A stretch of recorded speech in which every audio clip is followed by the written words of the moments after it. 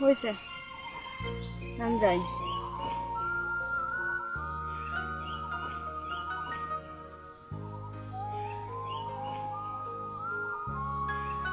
দেরি করলে বাড়িতে সন্দেহ করবো তো।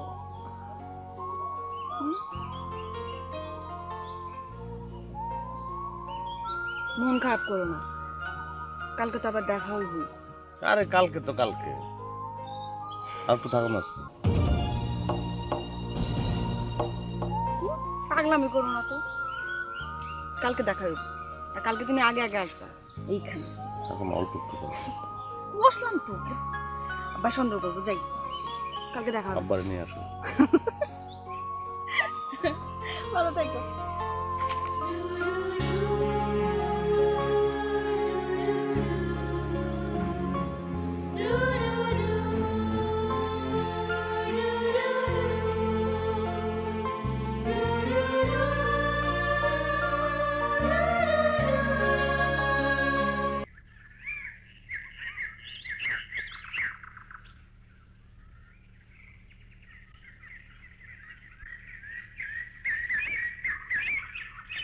সাবিরা খারাও।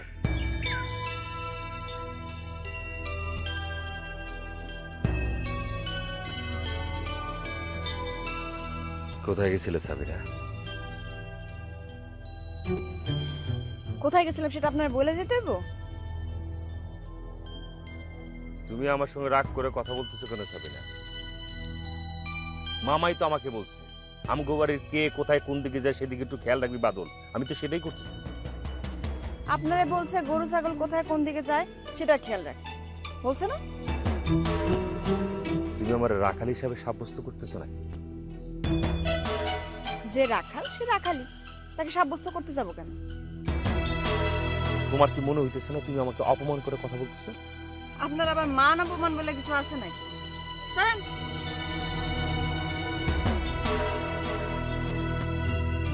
আমারে ফাঁকি দিয়ে তুমি অন্যের হয়ে যাইবা, সেটা আমি হইতে দিব না। দাঁড়াও, তোমারে আমি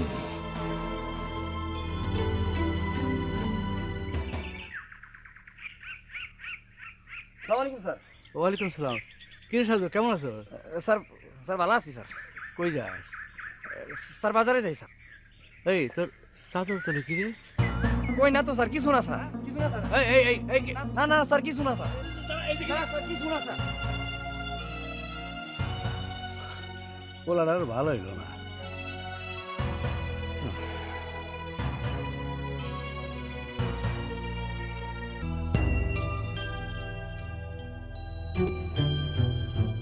কি রে কি রে হনন করে কই যেতে চলছ, কি হয়েছে? আচ্ছা মামা, তুমি আমার একটা কথা বলো তো, তোমার ব্যবসা বাণিজ্য দেখে কেডা? এই আমি। হ দেখোস কেন, কি হয়েছে? আমি কি তোমার বাড়ি রাখাল? ও এত পেশাস কেন, কি হয়েছে সেটা কও। সেই ঘটনাটা যদি তোমার ঠিক মতন আমি বলি তাহলে কিন্তু তুমি আকাশ থেকে মাটিতে দুপুরে পড়বা। আরে বললে পড়ুম, আমি পড়ুম, কি হয়েছে সেটা খুলে কও। তাহলে চলো হাটটাতে ঘটনাটা বলতেছি। আমি সাবিনাকে বললাম, সাবিনা তুমি এখানে কি করো? সাবিনা এমন একটা ভাব করলো, ভাব করে আমার যে পরিমাণ কথা বললো সেগুলো যদি তোমার ঠিক মতন আমি শোনাই, তুমি সত্যি সত্যি আকাশ থেকে বলবা। আমাকে বলে কি জানো, এই রাখালের একটা রাখা তুই আমার বাপের কামলা খাবে তোর এত কথা গিয়ে রে। এই ধরনের কথা শুনে তুই মাথা ঠিক থাকে। বুঝছি আমি, একটা ব্যবস্থা আমি করবো।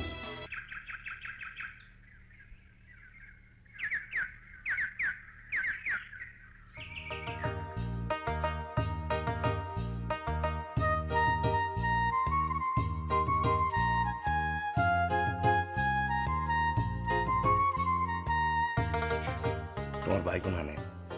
আপনি কি আমারে দেখতে আইছেন না আমার বাইরে দেখতে আইছেন?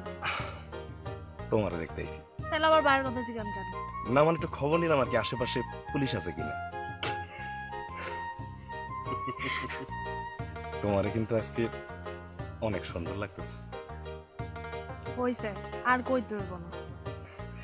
না কেউ মনে আইতেছে, আমাকে দুজনের যদি এক লগে দেয় তাহলে কিন্তু খবর আছে।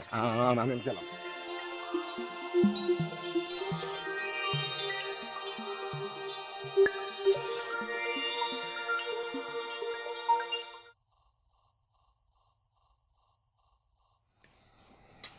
কি হলো তোমার না কইলাম মা আমগুলো খাও? না রে বাজান, তুই খা, আমার খিদা নেই, পরে সময় নেই। সারাদিন তুই কই আসিলি? কই আবার জব্বর চাচার জায়গা অবস্থা, হাসপাতালে গেলাম না। ও, তোরে এত কইরা কইলাম যে সংসারের দিকে একটু নজর দে। নতুন করে আবার নজর কি দেবো? আমি কি নজর আসমানে উঠে রাখছি নাকি? ওই তো, তোর লগে তো কথাই পারার জন্য এমন হাতেম তাই গিরি কইরা আর কতদিন চলবো? এইভাবে কি আর সংসার চলবো? দেখ বাজান, দেখ বয়স হইতাছে, তুই সংসার একটা বউ নিয়ে, একটা পরি নিয়ে। তোমার পোলার চেহারা ভূতের মতন, পরি জুটবো না, পেটনি জুটতে পারে। আচ্ছা ঠিক আছে, ওই পেতনি নিয়ে। শোনো মা, সবই ঠিক করা আছে, আমগো কিছু কইব না, বুঝছো? ওই চুপ কর, এত বুঝোস কি লেগে তুই? আগে করবো, বিয়া করবো, আগে একটু কামাই রোজগার করি, বেকারত্ব নামটা গুছাই, তারপরে হ, সবই করবি। যেদিন আমি থাকবো না সেদিন করবি। উল্টা পাল্টা একটা কথা বলবা না। আলু দেওয়ার জল দাও।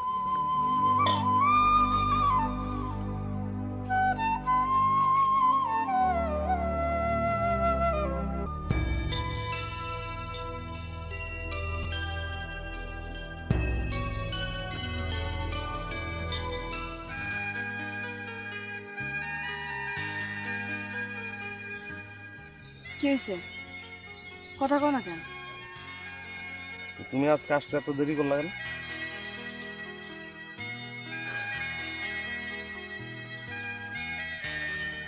কি বাবা, তোমার আবার কি হয়েছে? কি সমস্যা? আব্বা সব জানা ফেলেছে, আমার বাড়ি থেকে বাইর হন নিষেধ। কও কি? কেমনে জানলো কেমনে? জানি না, মনে হয় বাদল ভাই সব করে দিছে। আব্বার কানে বিষ আছে। তোমার এই ফুফাতো ভাইটারে না ইচ্ছা করে কপালের মধ্যে সুপারি রেখা করম দিয়ে বাইরে, দেখলে কাউ জ্বলে যায়।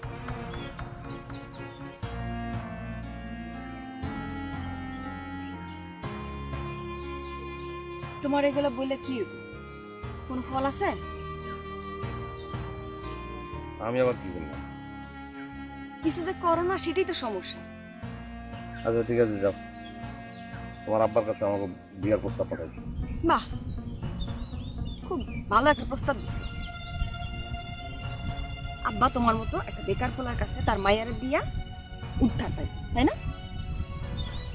এতদিন ধরে তোমারে কইতেছি কিছু একটা করো, কিছু একটা করো, তোমার তো কোনো লজ্জা শরমই নাই, কিচ্ছু করবা না। আমার কথা কানেই তুলতেছো না তুমি। বেকার আছে থেকে আমার তো কপালের দোষ। আই পাস করছি, আই পাস করছি, চাকরি লেগে উচ্চ শিক্ষা লাগে। চাকরি ছাড়া বেকার তো জীবনে অনেক পথ। কি করবো?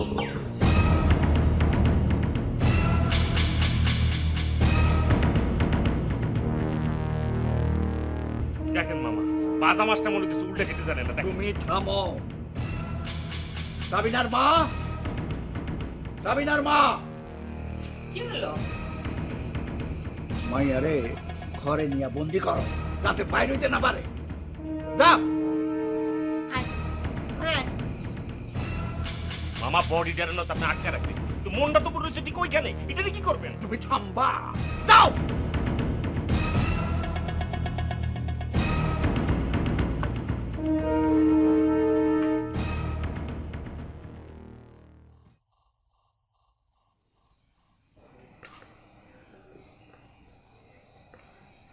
কি রে, তুই খাবি না?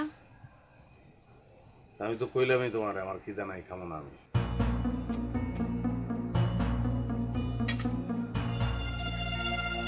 যে কেডা ওই জায়গায়?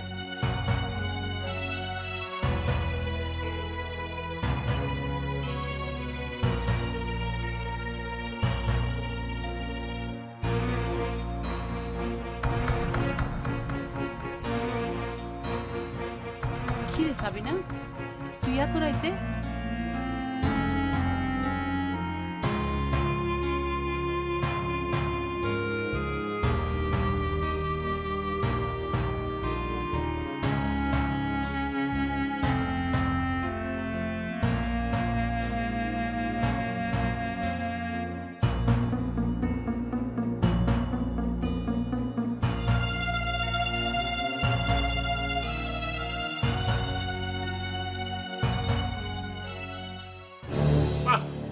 সুন্দর একটা খুশির খবর নিয়ে আসছে উনি।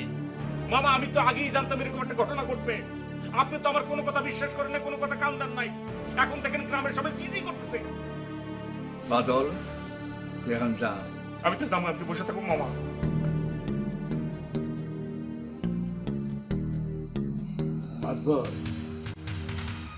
যা হওয়ার তো হয়েছেই। ওরা ছোট মানুষ, একটা অন্যায় করে ফেলেছে, আর সেইটাও বুঝা করে নাই।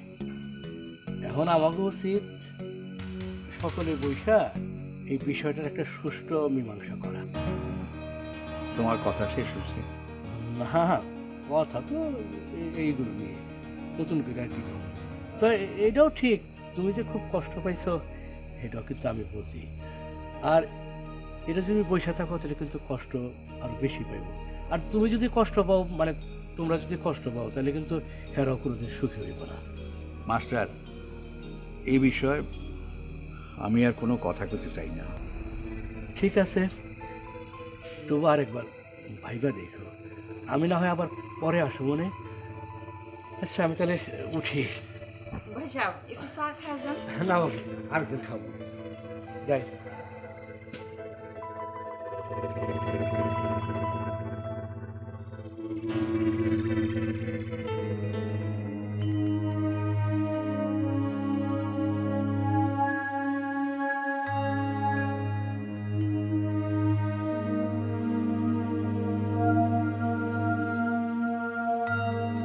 ওদিককার কি খবর ভাইজান?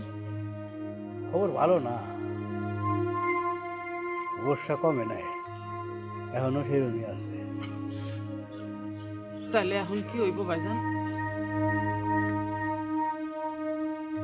কি আর করা যাইব, তয় অগো দুজনে তো এমন ভাবে রাখুন যাইব না। একটা কাম করি, আইজি বিয়াটা পরে দিই, সময় এলে দেখবা সব ঠিক হয়ে গেছে।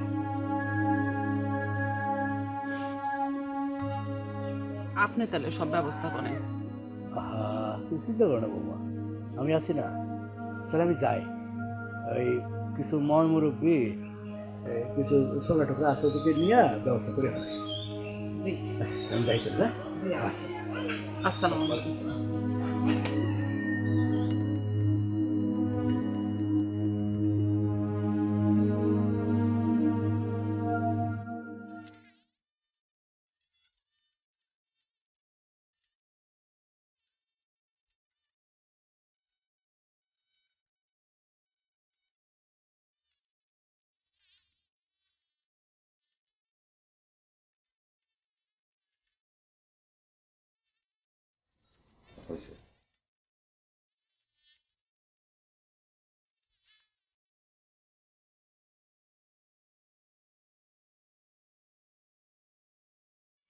তোমার জীবনটা তো আমি দুঃখের সাগরে ভাসায় দিলাম। আমার কোনো দুঃখ নাই, আমি তোমারে পাইছি, আমি আর কিছু চাই না। একটা কথা কম, কও। তোমার বিয়া যদি আমার লগে না হইতো, যদি তোমার বিয়াটা অন্য মানুষের লগে হইতো,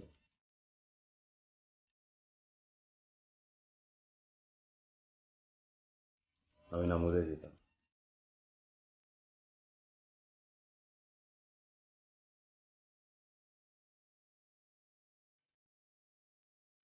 এখন আমারে কথা দাও, একটা ভালো কিছু কইরা আমার মান রাখবা। আব্বা মা যখন দেখবো যে তুমি আর আমি ভালো আছি, তখন আমগো উপর থেকে তারপর সব রাগ উঠে যাবো।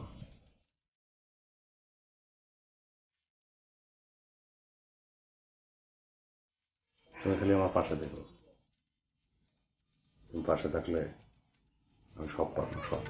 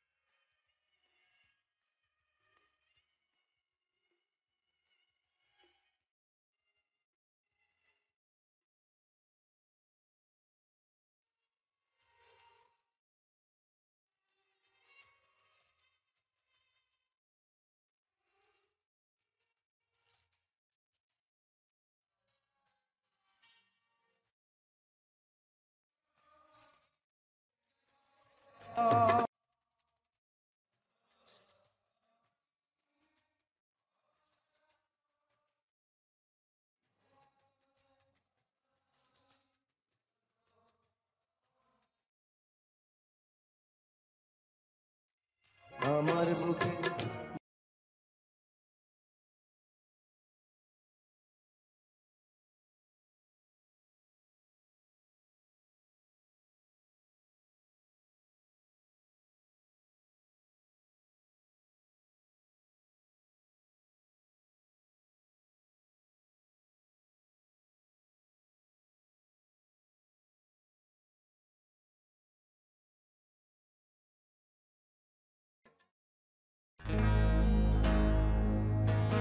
কি চিন্তা করছিলাম আর কি হইল?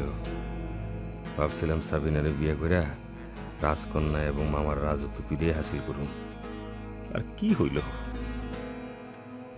আমসালা দুইটাই গেল। কপাল, সবই আমার কপাল।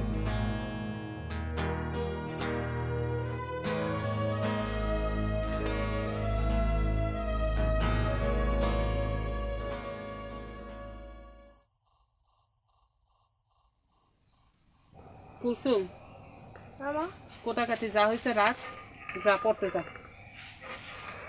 আচ্ছা ঠিক আছে। আমার বডিটা দেন, আমি কাটি। হ্যাঁ না,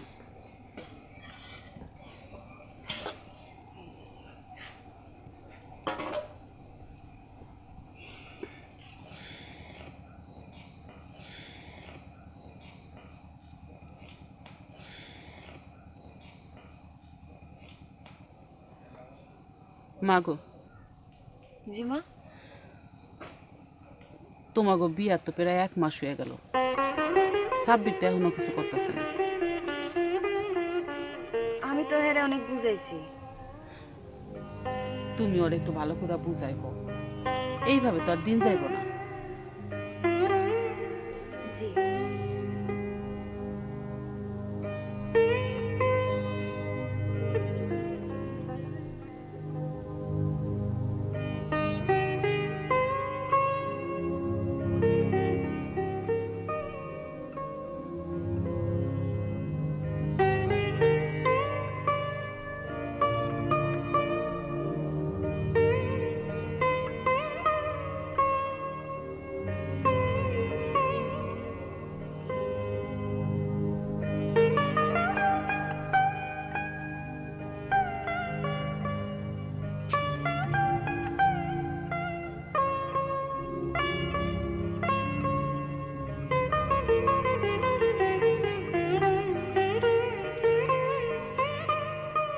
কি হয়েছে তোমার? কি হলো, কথা কো না কেন? কি কম? মন খারাপ কেন এটা কইরা? কি আর কম? আজকে 1 মাস হতে চললো, তুমি কিছু শুরু করতে পারছো?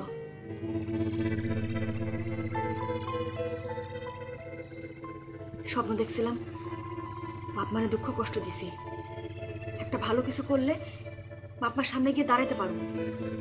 আর এখন কিছু যখন করবাই না, তাহলে আমার বিয়ে করছিলা কেন?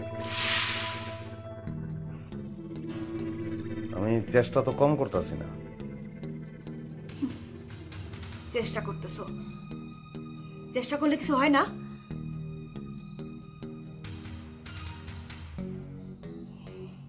আমারই কপাল, বাপার মনে দুঃখ কষ্ট দিছি তো, আমার তো এগুলো ফল ভোগ করতে হইব। করতেছি তো। ঠিক আছে, আমি চেষ্টা করতেছি, একটা কিছু হইব, চিন্তা করো না। খাইছো তুমি? তুমি খাও, আমি খাম না।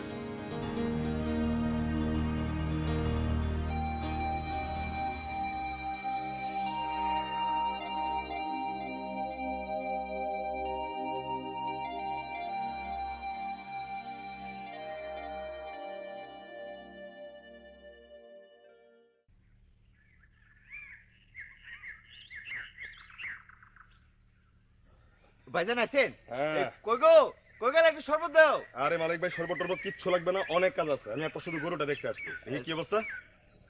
এই যে এটা আমার গরু, আচ্ছা। খাই মেলা, কিন্তু শরীরটা বাড়তেছে না। মালিক ভাই, তুমি তো পালতেছো উন্নত জাতের গরু, কিন্তু যত্ন তো কিছু করতেছো বলে মনে হয় না। তোমার গরুর অবস্থা দেখে তো মনে হইতেছে পেটে কৃমি হয়েছে। কৃমি হলে তো গরু পারবে না। দিয়ে তুমি গরুটা রাখো কই, তোমার গোয়াল ঘর কই? ওই তো, চলো দেখবো আমি। চলেন।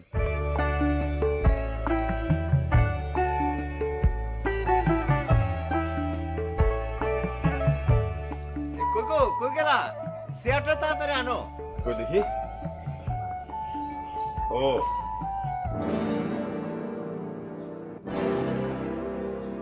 মালিক ভাই, আপনি যেখানে গরু রাখতেছেন সেই জায়গাটা তো নোংরা।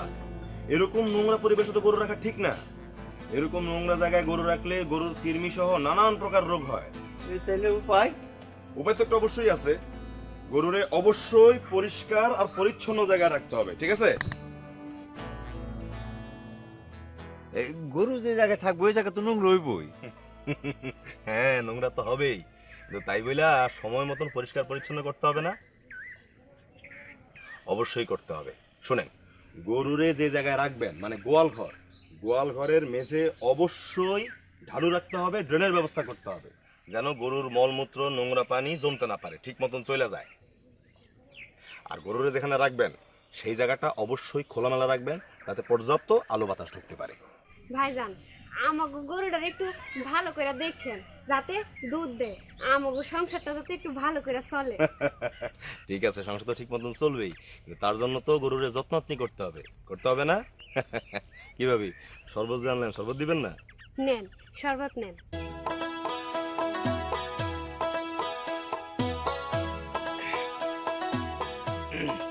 শুনেন মালিক ভাই, গরুর যদি ঠিক মতন যত্ন নেওয়া যায় তাহলে আর কোনো চিন্তা নাই। শুধু একটা কথা মনে রাখবেন, গরুরে প্রতিদিন গোসল করাইবেন, পরিষ্কার পরিচ্ছন্ন জায়গায় রাখবেন, ঠিক মতন খাদ্য খাওয়াবেন, পানি খাওয়াবেন। খাবারের পাত্রগুলা অবশ্যই পরিষ্কার রাখবেন, খাবারের পরে পাত্রগুলা ঢাইকা রাখবেন। আর একটা কথা মনে রাখবেন, গরুর গায়ে যেন কোনোভাবে জোক, ঠাসা কিংবা আঠালি না লাগতে পারে। যদি লাগে আমাদের খবর দিবেন, চিকিৎসা আছে, ঠিক আছে? ওষুধের ব্যবস্থা করে দিব, ঠিক আছে? ঠিক আছে। আচ্ছা মালিক ভাই, গরুরে আপনি টিকা দিছেন? টিকা? টিকাতে তো মানুষের বাচ্চারে। তার মানে আপনি টিকা দেন নাই। আরে মানুষের যেমন সুস্থতার দরকার আছে, গরুরও সুস্থতার দরকার আছে, তা নাহলে দুধ দিব কেমনে? হ্যাঁ, গরুরে অবশ্যই প্রতিষেধক টিকা দিতে হবে। সময় মতো গরুরে তড়কা রোগ, বাদলা রোগ, গলা ফুলা রোগ, খুরা রোগের প্রতিষেধক টিকা দিতে হইব। ঠিক মতন টিকা দিলে, ঠিক মতন পানি খাওয়াইলে, যত্ন আপনি করলে অবশ্যই গরুর কোনো ধরনের কোনো রোগ হবে না, ঠিক আছে? এরপরেও যদি কোনো সমস্যা হয় তাহলে ব্রাকের এআই কর্মীদেরকে খবর দিবেন, তারা চলে আসবে। আর আমি আছি না, আমরা ডাকলে তোমরা পেয়ে যান। ঠিক আছে। শোনেন, তাহলে আমি এখন আসি। আর যা যা বললাম ঠিক মতন যেন পালন করা হয়, তাহলে তো গরু ঠিক মতন দুধ দিবে। আচ্ছা, আসসালামু আলাইকুম। আমি আগে যাই।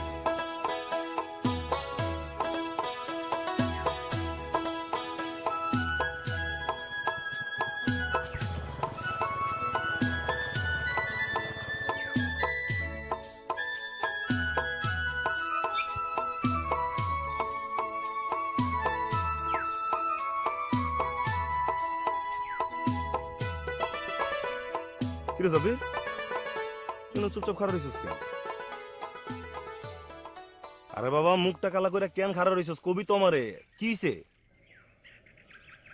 কি আর হইব, চিন্তায় চিন্তায় শেষ হয়ে যেতেছি। বেটা, তোর ঘরে নতুন বউ, মাত্র বিয়া করছস, এখন তো তোর সুখেই আহ্লাদে ভালোভাবে জীবনযাপন করার কথা, তাই না বন্ধু? হ্যাঁ, ওইরকম তো কাটানোর কথা ছিল। তাহলে কি হইছে, সমস্যাটা কি? ভাই তুই যদি আমার না কস তাহলে আমি সমস্যাটা সমাধান করবো কেমনে, বুঝবো কেমনে? সমস্যা কি? আমি কিছু করি, আমার কোনো আয় রোজগার আছে? বউ উঠতে বুঝতে খোটা দেয়। এই কথা না তো বেটা, তুই কিছু করস না, বউ তো উঠতে বইতে খোটা দিবই।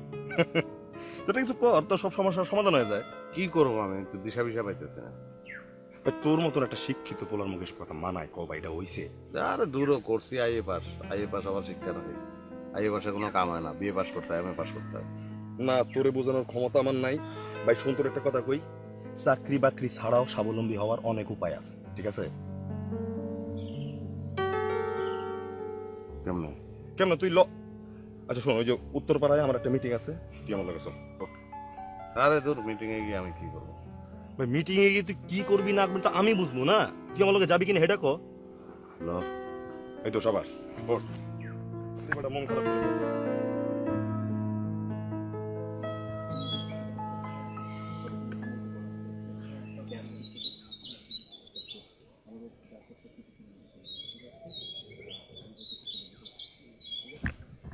আসসালামু আলাইকুম, ভালো আছেন সবাই? ভালো আছেন ডাক্তার সাহেব? জি ভালো। কি শুরু হলো? এই আপনার জন্য অপেক্ষা করছিলাম। নিশ্চয় শুরু করে দেন। ভালো আছেন আপনারা সবাই? আমরা ভালো। আমি শুনছি যে আপনারা সবাই এখানে গরু পালেন, কথাটা ঠিক? একজন বলেন তো, গরু কেন পালন করেন? গাভী আমাদের দুধ দেয়, গাভী থেকে আমরা গোস্ত পাই, আবার গাভী থেকে বাচ্চাও পাওয়া যায়। আপনার কয়টা গরু আছে? আমার একটা গরু আছে। আপনার এই একটি গরু প্রতিদিন কতটুকু দুধ দেয়? ধরেন 1 কেজি থেকে 1.5 কেজি। আচ্ছা, আপনাদের এলাকায় দুধের দাম কত? 40 টাকা, কখনো বাড়ে আবার কখনো একটু কমে। আচ্ছা ঠিক আছে, আমরা ধরে নিলাম 40 টাকা। এখন আপনি পান 1.5 কেজি, তো কত হলো? 60 টাকা। এই 60 টাকায় কি আপনার সংসার চলে? কেমনে চলবো স্যার? এই টাকাতে এত কিছুই হয় না। ওই লগে মানুষের ক্ষেত খামারে বদলি দেয়, এতে করে সংসার চালানো খুব কষ্ট হয়। ঠিকই বলছেন, এই টাকা তো সংসার চালানো সম্ভব না। কিন্তু আপনার গরুটা যে পরিমাণ দুধ দেয় তার থেকে যদি 10 গুণ বেশি দুধ দিত, তাহলে নিশ্চয়ই আপনার সংসার ভালোভাবে চলতো। অবশ্যই চলবো, খুব ভালোভাবে চলবো। কিন্তু স্যার, একটা গাভী দিয়ে এত দুধ পাওয়া কি সম্ভব? শোনেন, একটা উন্নত জাতের গরু পালনে অনেক লাভ। একটা উন্নত জাতের গরু দেশি গরুর থেকে 10 গুণ বেশি দুধ দেয়। একটা উন্নত জাতের সুস্থ গাভীকে যদি ঠিকমতো খাওয়ানো যায়, তাহলে দৈনিক কমপক্ষে 15 কেজি করে দুধ দেবে। এখন পাচ্ছেন 40 টাকা করে কেজি, তাহলে 15 গুণ 40 কত হয়? 600 টাকা। 600 টাকা। হ্যাঁ, এখন যদি কারো বেশি গাভী থাকে, অর্থাৎ কমপক্ষে 8টি গাভী থাকে, তাহলে প্রতিদিন আয় হবে কত? 600 গুণন 8 সমান সমান 4800। এবার মাসে কত দিন? 30 দিন। 4800 গুণন 30 সমান সমান 1,44,000 টাকা। এখন একটু হিসাব করে দেখেন, এ থেকে যদি অর্ধেক টাকা গরুর খাওয়ার পেছনে ব্যয় করেন, বাকি অর্ধেক টাকায় তো সুন্দরভাবে সংসার চলা সম্ভব নাকি? অবশ্যই চলবো, খুব ভালোভাবে চলবো। হ্যাঁ, এই তো বুঝতে পেরেছেন। আপনারা সবাই এখানে আছেন, গরুও পালন করেন, কিন্তু আপনারা কি উন্নত জাতের গরু দেখছেন? দেখছি তো। এখন বলেন তো, ওই গরুটা কোথায় পাওয়া যাবে? এই গাভী তো অস্ট্রেলিয়ার টানন লাগে।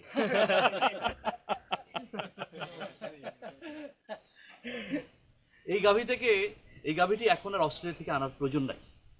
এই গাভীটি এখানেই উৎপাদন করা সম্ভব। এখন প্রশ্ন হলো কিভাবে? শোনেন, আপনাদের যে দেশি গরুগুলো আছে না, এগুলো থেকেই উন্নত জাতের গরু প্রজনন করা সম্ভব। এখন প্রশ্ন হলো কিভাবে?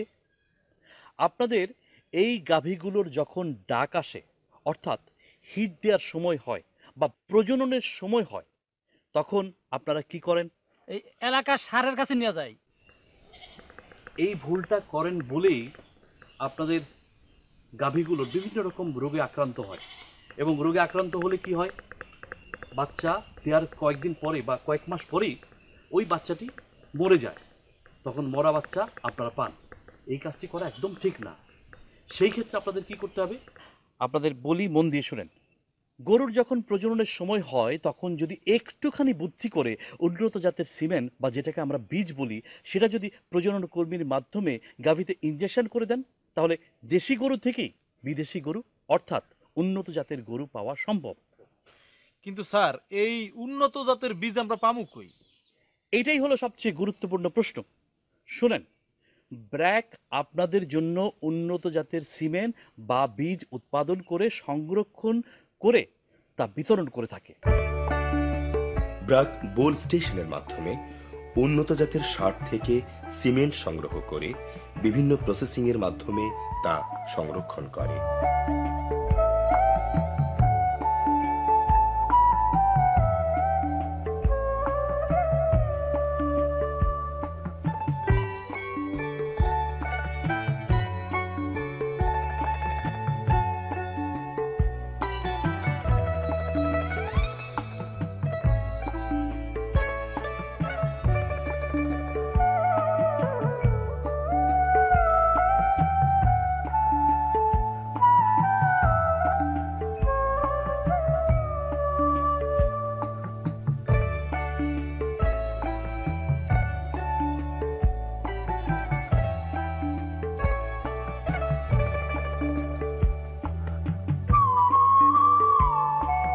এবং মাঠ পর্যায়ে তা এআই কর্মীদের মাধ্যমে খামারি বা সাধারণ কৃষকদের গাভীতে প্রজনন করা হয়।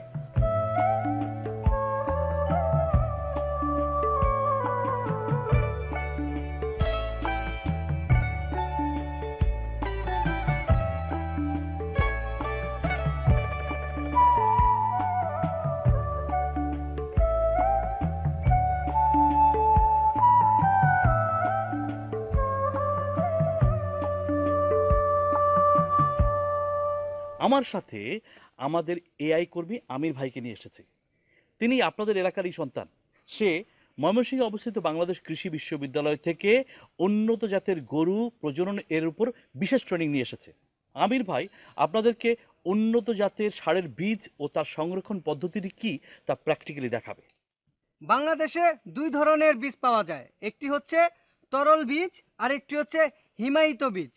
তরল বীজের জন্য ফ্রিজ এবং ইলেকট্রিসিটি দরকার হয়, এটা বেশি দিন সংরক্ষণ করা যায় না, 2 থেকে 3 দিন সংরক্ষণ করা যায়। তাই এই যে কন্টেনারটা দেখতেছেন এটা হচ্ছে হিমায়িত কন্টেইনার। এই কন্টেনারের ভিতর হিমায়িত বীজ থাকে।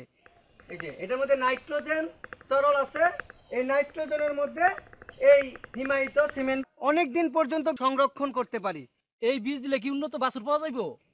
হ্যাঁ, এই বীজ দিলে আপনারা উন্নত মানের বাচ্চা পাবেন। তাহলে আপনারা তো বুঝতে পারলেন যে এই বীজের মাধ্যমে আপনারা উন্নত মানের বাচ্চা পেতে পারেন। আপনারা অবশ্যই মনে রাখবেন, আপনাদের গাভীর ডাক আসলে আপনারা প্রথমেই ষাঁড় না ধরিয়ে মোবাইলের মাধ্যমে আমাদের আমির ভাইকে সময় মতো ডেকে আনবেন। মনে রাখবেন, গাভী গরম হওয়ার 12 থেকে 18 ঘন্টার মধ্যেই প্রজনন করাতে হয়। সুতরাং আমির ভাইকে সঠিক সময়টি আপনারা জানিয়ে দেবেন। আমির ভাই এসে উন্নত জাতের বীজ দেবেন। এতে করে কি হবে? এতে করে প্রথমে যে বাচ্চাটি হবে সেটি হবে উন্নত মানের বাছুর, কিন্তু পরবর্তীতে আবার ওই বাছুরটি যখন মা হবে তার বাচ্চাটি হবে আরও উন্নত মানের বাছুর। এভাবে পর্যায়ক্রমে আমরা উন্নত মানের গাভী পাবো। কিন্তু স্যার, গাভী গরম হইলে প্রয়োজনের সময় আমরা আপনাকে কই পাবো? শুনেন, এই আমির ভাইয়ের মতো অসংখ্য ব্র্যাকের এআই কর্মী সারা বাংলাদেশে আছে। তারা আপনাদের সেবা করার জন্যই আছে। এই যে এই স্টিকারটি আমাদের ব্র্যাকের এআই কর্মীরা আপনাদের বাড়ির সদর দরজায় লাগিয়ে দেবে। এই স্টিকারে এআই কর্মীর টেলিফোন নাম্বার দেওয়া থাকবে। আপনারা এই টেলিফোন নাম্বার থেকে নাম্বার নিয়ে সরাসরি ব্র্যাকের এআই কর্মীকে ফোন করতে পারেন এবং যে কোনো সময় আপনারা জানিয়ে দিলে তারা আপনাদের বাড়িতে পৌঁছে যাবে এবং ভালো বীজটি আপনাদের গাভীকে দিতে পারবে। শুনছি সরকারিভাবে থানায় এগুলো দেওয়া হয়। সরকারিভাবে সরকারি হসপিটালে দেওয়া হয় সত্যি কথা, তবে তার জন্য আপনাকে সরকারি হাসপাতালে গাভীটি নিয়ে যেতে হবে। এতে আপনাদেরও কষ্ট, ওই গাভীটিরও কষ্ট। পাশাপাশি একটি কথা আপনারা অবশ্যই মনে রাখবেন যে আপনারা কষ্ট করে যখন গাভীকে হাঁটি হাসপাতালে নিয়ে যাবেন তাতে করে সে পরিশ্রান্ত হবে, এতে করে তার উৎপাদন ক্ষমতাও কমে যাবে। আর কোনো প্রশ্ন? যদি আর কোনো প্রশ্ন থাকে তাহলে আমাদের সঙ্গে আপনাদের ডাক্তার সাহেব আছেন, ডাক্তার সাহেবের কাছে যে কোনো প্রশ্ন করতে পারেন, তিনি আপনাদের সঠিক এবং সদুত্তর দিয়ে আপনাদের সন্তুষ্ট করতে পারবে। ঠিক আছে, ভালো থাকবেন। ধন্যবাদ শিবলি ভাই। এআই কর্মী আমির ভাই এখন আপনাদের কাছে এই লিফলেটগুলো আর স্টিকারগুলো পৌঁছে দেবে। আপনারা স্টিকারগুলো যার যার ঘরে দরজা লাগিয়ে রাখবেন। আর যে লিফলেটের নাম্বারগুলো আছে আপনাদের আমাদের শিহাব ভাই যেভাবে বললেন সেই সোহেব ভাইয়ের কথা মতন সেই নাম্বারগুলোতে ফোন দিলে এআই কর্মী আপনাদের কাছে পৌঁছে যাবে, ঠিক আছে? তো আপনারা এতক্ষণ কি শুনলেন? আপনারা এতক্ষণ ব্র্যাকের অফিসার কাস্টমার সার্ভিস সোহেব ভাইয়ের কথা শুনলেন। আর আমি হচ্ছি আপনাদের থানার ভেটেরিনারি ডাক্তার। এই যে এআই কর্মী আমাদের আমির ভাই যেখান থেকে ট্রেনিং নিয়ে আসছেন, আমিও ঠিক একই ইউনিভার্সিটি থেকে পড়াশোনা করে আসছি। আপনারা একেবারে নির্ভয়ে নিশ্চিন্তে ওনাদের উপরে ভরসা করতে পারেন। দেখুন, একটা কথা বলি, সরকারের পাশাপাশি ব্র্যাকের মতো বিশ্বের 1 নম্বর এনজিও কাজ করছে বলেই কাজটা আমাদের কাছে সহজ হয়ে গেছে। ব্র্যাকের উন্নত জাতের বীজ সংরক্ষণ পদ্ধতি অত্যন্ত মানসম্পন্ন, গর্ভধারণের হার বেশি, এতে বেশি বেশি বাচ্চা পাওয়া যায়, ঠিক সময়ে বাচ্চা পাওয়া যায়। তাহলে আপনারা উন্নত জাতের গাভী পালন করে বেশি বেশি লাভবান হন, বেশি বেশি দুধ পান, আয় রোজগার বাড়ুক, এটাই হচ্ছে আমাদের সবার প্রত্যাশা, তাই না? সবার তাহলে সোহেব ভাইয়ের যে কথাগুলো বললো, আমির ভাই যে কথাগুলো বললো, মনে থাকবে তো? আলহামদুলিল্লাহ। তাহলে আমি এখন বিদায় হচ্ছি। সবাইকে আসসালামু আলাইকুম। সোহেব ভাই, আমির ভাই, অনেক ধন্যবাদ। আপনারা সবাই মনোযোগ দিয়ে কথা শুনেছেন এবং আমরা চাই আপনারা সবাই আয় উন্নতি করেন, ঠিক আছে? আসসালামু আলাইকুম।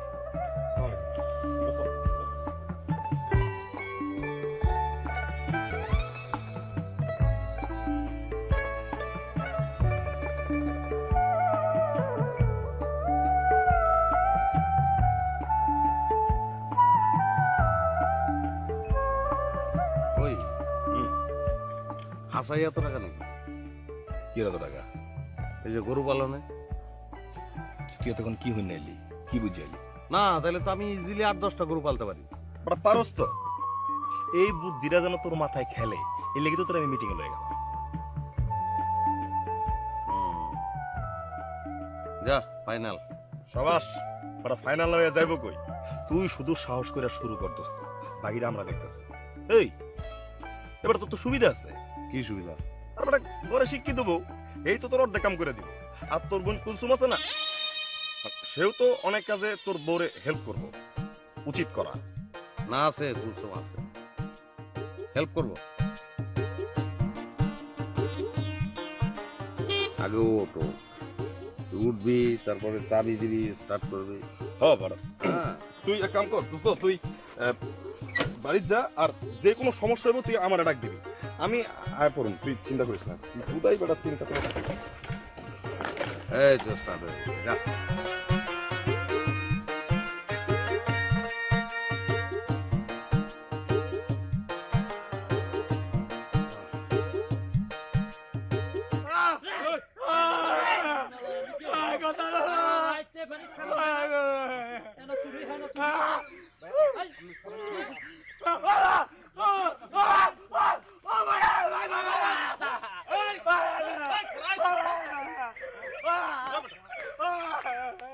কি ওরে মারছে? আরে চুরি করছে তো। চুরি করছে, হাতে নাতে ধরছস? না, তো ওই তো এলাকায় চুরি করে। এলাকায় চুরি করে, হাতে নাতে ধরেন নাই, আমি বুঝলাম না তো। না ধরে ওরে মারেন কেমনে? ওই বান খোল। এই, তার বান্ডা খুলে দে।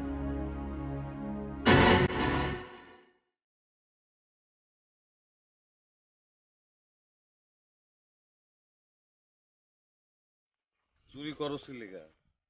হ্যাঁ, কাম করতে পারছ না? চুরি না করলে কামু কি? কেউ তো আমার কাম দেয় না। আচ্ছা, চুরি বন্ধ। আমি তোর চাকরি দিলাম, আমার লগে ডিউটি করবি। তুমি আমার কি চাকরি দিবা? কালকে আমাকে বাড়িতে আইস, তখন দেখা যাবো।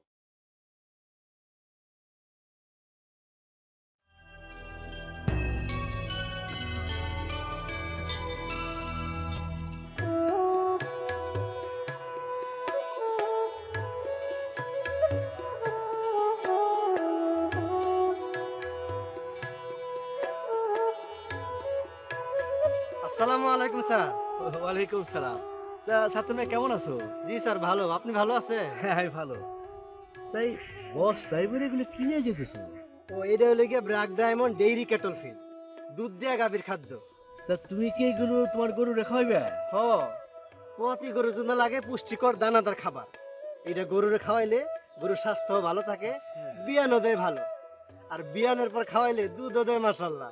বাহ বাহ বাহ, খুবই প্রয়োজনীয় খাবার তো। তাইলে আচ্ছা সাতার মিয়া, তুমি এগুলো কোথা থেকে শিখলে? সবই তো শিখছি আপনার ভাতিজা সাব্বির ভাইয়ের কাছ থেকে। মাস্টার সাহেব, অনুমতি দিলে আমি এখন একটু যাই। আচ্ছা যাও যাও। আসসালামু আলাইকুম।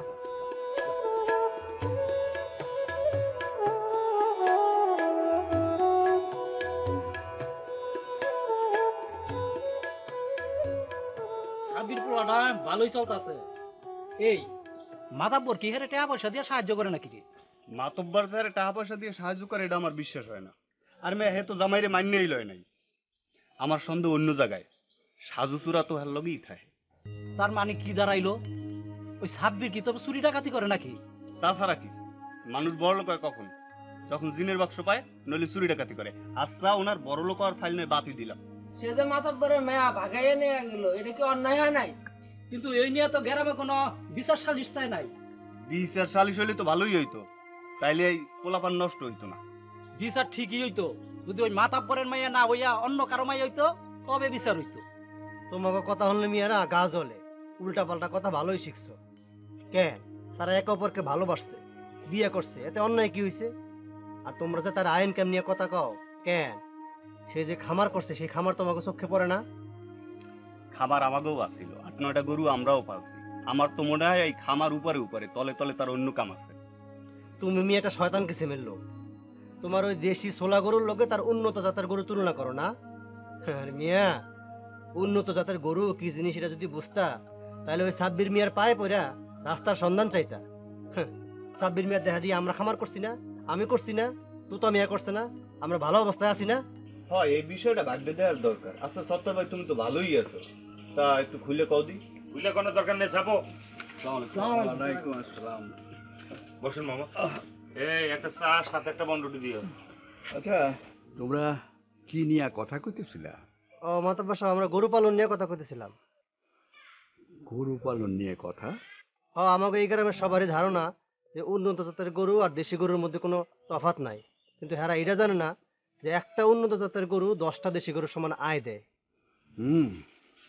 উন্নত গরু পালনের লাভের কথা আমিও শুনছি।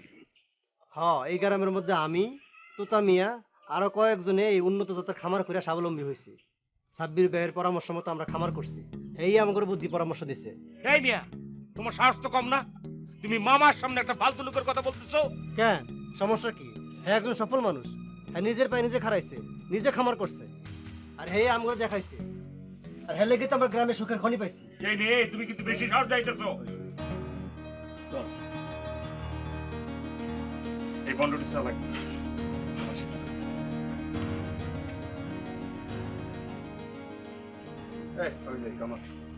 তামসা একটা বাদ বলে, বেশি কথা কয়।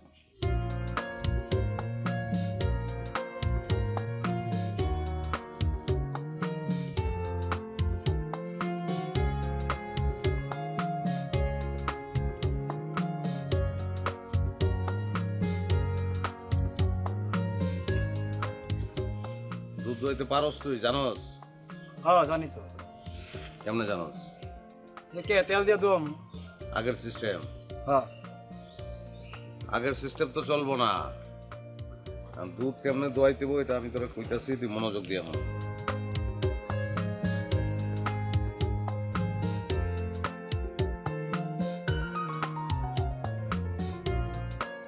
কুসুম গরম পানিতে গরুর ওলান ধুইয়া নিয়া পরিষ্কার গামছা দিয়া ভালো করে মুছাইতে হইব। বাটে একদম তেল দেওয়া যাব না। দুধ দোয়ানোর আগে সাবান দিয়ে হাত পরিষ্কার করতে হইব। চিপে চিপে দুধ দোয়ান লাগবো, টেনে টেনে দোয়ান যাব না।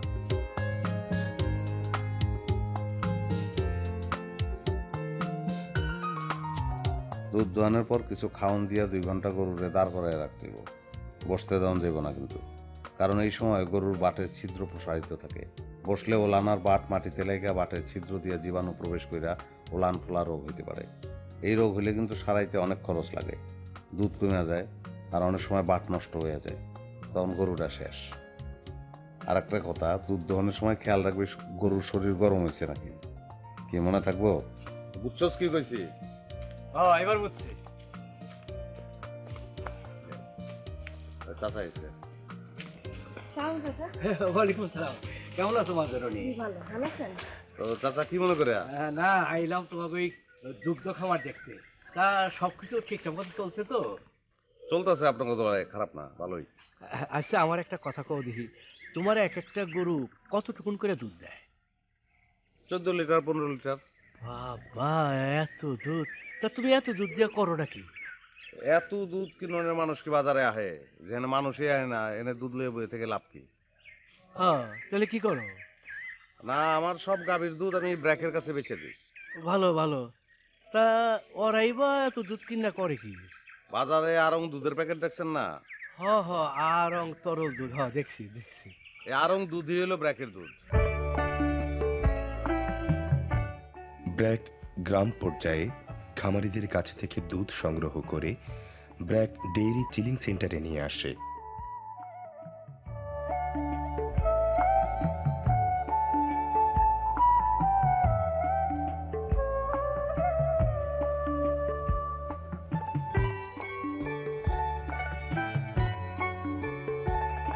এখানে প্রাথমিক মান যাচাইয়ের পর তা নিজস্ব পরিবহনের মাধ্যমে মূল factory BRAC dairy and food প্রজেক্টে আনা হয়।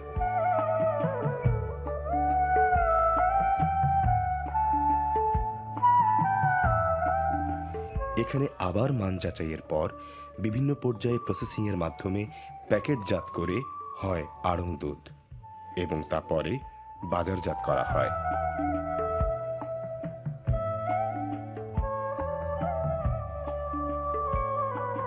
তাহলে তো দুগ্ধ খামারিদের কোনো ঝামেলাই নেই। আচ্ছা এই দুধ বাড়ানোর বুদ্ধিটা কি? কাকা, বুদ্ধি হলো গরুরে কাঁচা ঘাস খাওয়াই দেবো, তাছাড়া খড় খাওয়াই দেবো, খড় ভিজায় নরম করে খাওয়াই দেবো। আর গরু মহিষের জাত যদি উন্নত করতে চান তাইলে ব্র্যাক ডায়মন্ড ক্যাটল ফিড খাবারের সঙ্গে মিশিয়ে খাওয়াই দেবো। আচ্ছা তুমি বিষয়টা একটু বুঝে রাখো তো। কাকা, বিষয়টা হলো পুষ্টি খাবার। একটা হইলো আমার মতন যারা দুগ্ধ খামার করতে চায় তাদের জন্য ডায়মন্ড ক্যাটল ফিড ডেইরি, আর একটা হইলো যারা মাংসের খামার করতে চায় তাদের জন্য ডায়মন্ড ফ্যাটেনিং ক্যাটল ফিড। এখন আমি তো দুগ্ধ খামার করছি, তা আমি diamond cattle feed dairy mix করি খাবারের সঙ্গে। ও আচ্ছা আচ্ছা। 3 মাস বয়স থেকে উন্নত গরুরে যদি ঘাসের সাথে এই খাবারটা আমি খাওয়াই তাহলে 15 মাস বয়সে গরুর ডাক আসবে, আর 24 মাস বয়সে মানে যথাসময়ে গরু বাচ্চা প্রসব করবো। বাচ্চা বিয়ানের পরও কি খাবার দিতে হইব? বাচ্চা বিয়ানের পর প্রথম 3 মাস মানে যখন সবচেয়ে বেশি উৎপাদনের সময়, সেই সময় খাবারের সঙ্গে একটা নির্দিষ্ট নিয়মে এই খাবারটা যদি একটু বাড়ায় দেওয়া হয় তাইলে সর্বোচ্চ পরিমাণ দুধ পাওয়া যাবে। তা নিয়মটা কি? গাভীকে পর্যাপ্ত পরিমাণ টিউবওয়েলের পরিষ্কার পানি খাওয়াইতে হইব। গাভীকে তো অবশ্যই পরিষ্কার কাঁচা ঘাস দেওয়ান লাগবে। কাঁচা ঘাস না থাকলে ভেজানো নরম খড় দিতে হইব। তবে যদি খড় খাওয়াইতে হয় তাহলে 1 কেজি খড়ের জন্য 250 গ্রাম হিসাবে ডায়মন্ড ক্যাটল ফিড দিতে হইব। এখন প্রথম 3 মাসে গাভীর দুধ সর্বোচ্চ মাত্রায় নেওয়ানোর লেগে প্রতিদিন খাবারের সাথে এই দানাদার পিলেট খাবার বাড়ায় দিতে হইব। প্রতি 2 লিটার দুধ হিসাবে 1 কেজি দরে দানাদার খাবার খাওয়াইতে হইব। নিয়মিত যেই পরিমাণ পিলেট খাওয়ালে হয়, এখন তার লগে 1 কেজি পরিমাণ ডায়মন্ড ক্যাটল ফিড বাড়িয়ে দিলে গাভীর দুধ বৃদ্ধি পাইব। যদি দুধ বাড়ে তবে পর্যায়ক্রমিকভাবে প্রতিদিন 1 কেজি করে এই পিলেট খাবার বাড়ায় দিতে হইব। যখন দেখা যাইব গাভীর দুধ আর বাড়তাছে না, তখন ওই মাত্রায় দানাদার পিলেট খাবার খাওয়াই যেতে হইব। আবার যদি দুধ কমে যায় তাহলে ওই মাত্রায় বা 2 লিটারের জন্য 1 কেজি করে কমাইতে হইব।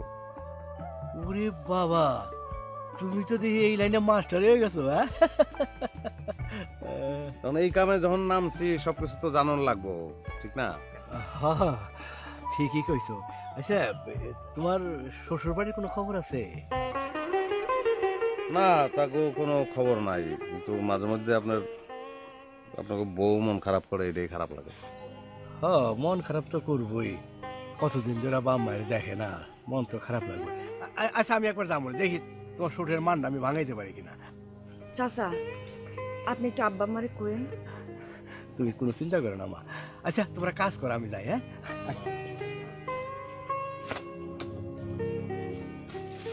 কিরে খানা?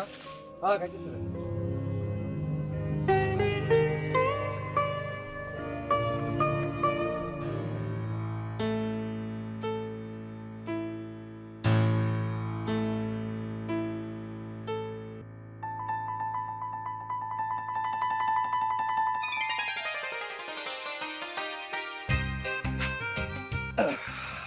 হইলো আজ তো দেরি করলা যে?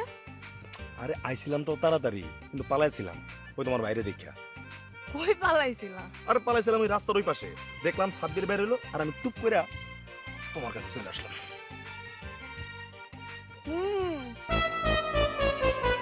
সাব্বিরের চোখে ফাঁকি দেওয়া সম্ভব, কিন্তু আমার চোখে ফাঁকি দিবেন কেমনে? ভাবি আপনি ভাবিরে তো আমি আইতে কইছি। মানে কি? আর লুকাচুরি খেলতে হইব না, চলেন বাড়িতে চলেন। না ভাবি এখন না, আমি পরে আসবো না, মানে সাব্বিরে নিয়ে একসাথে আসবো। ননদ এটা বাসায় নিয়ে আসো, আমি নাস্তা রেডি করি। আসেন। কি হলো, চলো। হ্যাঁ চলো।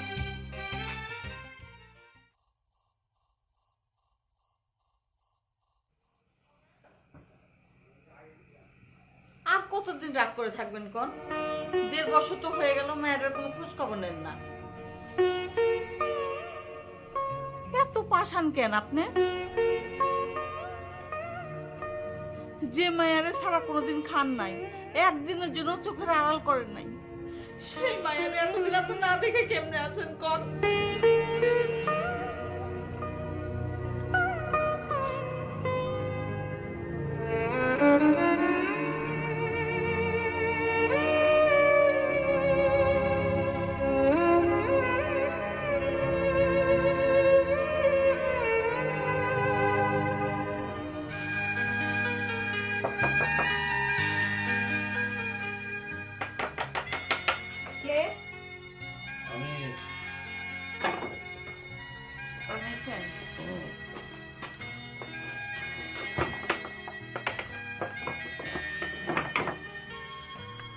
কি আনছো দেখবা?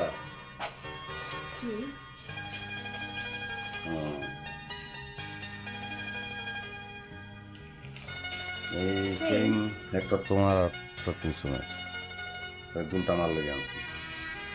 সুন্দর হয়েছে না? অনেক সুন্দর হয়েছে। মালিয়া না?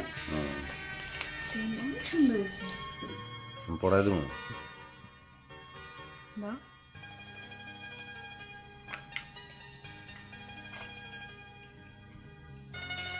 কেমনে পড়ায়? শিখো।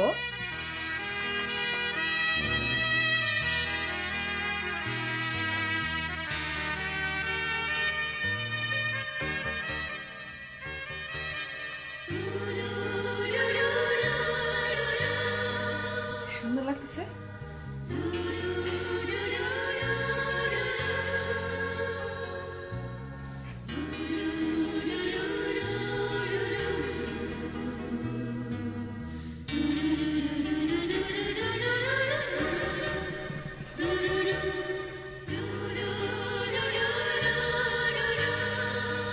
কি ব্যাপার,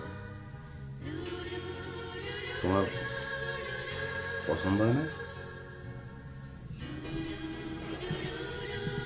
আজকে এই গয়নাটা যদি আমার আব্বা আমরা দেখাতে পারতাম।